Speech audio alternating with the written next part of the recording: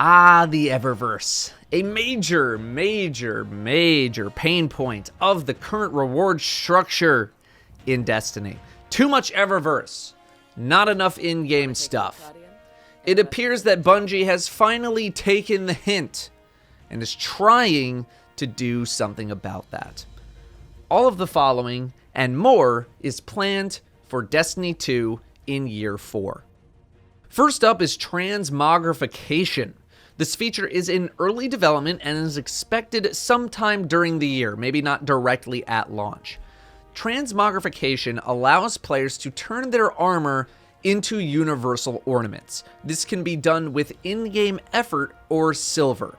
The wording on that second statement confuses me a little bit. Does that mean the armor from in-game or silver can be transmogged? Does that mean it will cost currencies from either in-game or silver? Guess we'll find out. Next, each season will have an aspirational pursuit for armor, which has not been done consistently in Destiny 2. The armor will come from activities, not the Season Pass or Eververse. For example, Bungie removed the Eververse armor from Season 11, that's next season, and put it into the game within an aspirational activity because, quote, "this is the right thing to do for the game," end quote. Ain't that something? Next up, aspirational activities like raids, trials, and dungeons are getting their rewards improved. Those activities will reward players with power, items, and vanity. When aspirational content is built, it will have at least one accessory to pursue. I assume this to mean a ship, ghost, sparrow, stuff like that. Bungie is working on adept weapons for trials. Trials will get new armor, not reprisal, aka stuff from Destiny 1, in Season 13, and will get new armor every year. Destiny's next raid, which I'm assuming to drop in the fall, will have new armor, weapons, and exotic accessories to pursue. Well, I'd hope it would have new armor and weapons to pursue. It's a new raid.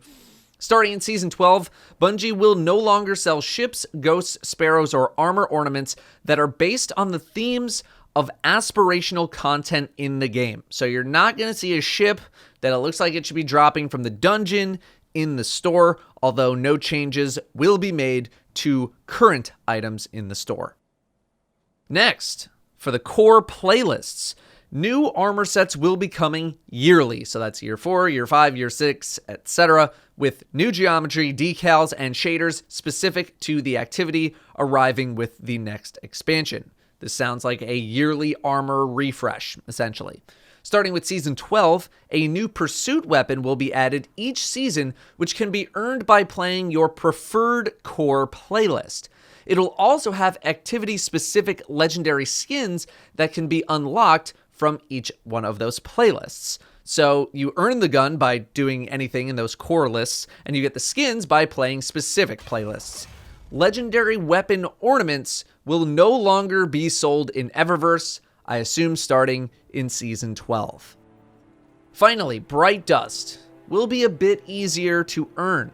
Character-specific paths to Bright Dust will be replaced with account-specific paths to help players who only have one or two characters to play on. Bright engrams should also hopefully be a bit more relevant than they are right now. Quote, "The earned Bright engram in the Season Pass will be updated to include various Year 3 Eververse items previously sold for silver and Bright Dust. And going forward, that Bright engram will update each season to include Eververse items from 3+ seasons prior." End quote. There's some other stuff in the update as well, not linked to Eververse, but who cares? Let's talk about this. Okay, transmog. This is a system that has been in World of Warcraft for a while now. I'm sure plenty of other games as well have incorporated this in some way, letting you swap your armor looks for basically any other armor look that you have ever collected. Essentially a more bolstered version of what we have right now. Weapons are a different story, but I don't think we're getting weapon transmog, but that's fine with me. Huge fan of this. Just did my fashion show video and lamented about the fact that even with all the ornaments that I have, I still felt pretty limited. With high stat rolls being so important, That just sort of leaves out anything that isn't from the raids, trials, or prime engrams to actually use. Transmog also makes the collections tab considerably more relevant, since I assume you'll now be able to use any armor that you've collected for that class as an ornament. I would not expect cross-class transmog, though. That's fine. Okay, we're 1 for 1. Let's keep going. Next, we got aspirational armor pursuits every season. Over the course of the past year of content, year 3, I imagine the aspirational armor sets have been the raid and trials. I don't really count the dungeon because you can get that armor outside of the dungeon. Nightfalls do not have armor sets, but I would consider Master and Grandmaster Nightfalls to be aspirational content, so I'd love to hear some more on the Nightfall. So, besides Garden and Trials, the only consistent armor sets that came out were from the Season Pass or Eververse, both of which are far from aspirational. In theory, this sounds pretty good. A non-Eververse armor set to go collect every season. In practice, I really want to see what the requirements are going to be in order to collect this armor, because for all we know, it could just be something along the lines of do the seasonal content like the 7th Seraph armor, or bounty grinding, or basic, boring activities. I assume aspirational to mean that you actually need to aspire to something that is hopefully more than just a time investment into the mundane. The removal of items from the Eververse that look like they should drop from endgame content is good. This was something that aggressively annoyed me, almost like Bungie was taunting us with these items that looked like they should have been dropping from the raid. I'm fine with the Eververse existing, but those kinds of items should not be rubbed in our face and thrown into the Eververse. Now, there will still be cosmetics themed around content in the game, just not from the highest end of activities. I'm not the most stoked about that. I would rather things that are themed around certain activities drop from said activities, but I'll take what I can get right now. Trials getting new armor is good. I think people would definitely prefer more than once a year, but again, all this armor stuff kind of seems like a take what we can get situation for now.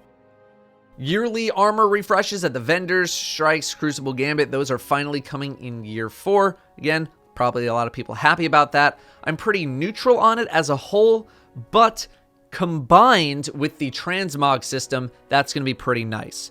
Vendor armor doesn't typically come with high stat rolls, so without transmog coming around, I would have been pretty apathetic on this happening. I assume that future releases will replace past releases, so year 5, when that comes out, would replace year 4.